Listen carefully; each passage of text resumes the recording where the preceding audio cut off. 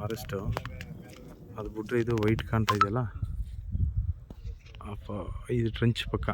ಇದು 4 ಎಕರೆ ಬರುತ್ತೆ.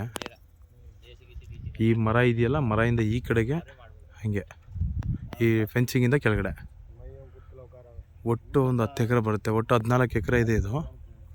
ಈ ಮರ ತನಕ ಇದೆ, ಉಳುಮೆ ಮಾಡಿದ್ದಾರೆ ನೋಡಿ ಅಲ್ಲಿ ತನಕ.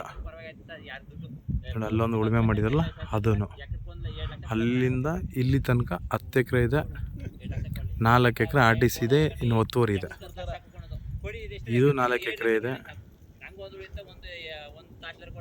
ಒಟ್ಟು 14 ಎಕರೆ ಬರುತ್ತೆ ಇದು. ಆದರೆ 8 ಎಕರೆ ಮಾತ್ರ RTC ಸಿಗುತ್ತೆ, ಇನ್ನು ಮಿಕ್ಕಿದ್ದೆಲ್ಲ 10 ಸಿಗುತ್ತೆ. ಒಂದು 7 ಎಕರೆ 10 ಬರುತ್ತೆ ಇದರಲ್ಲಿ.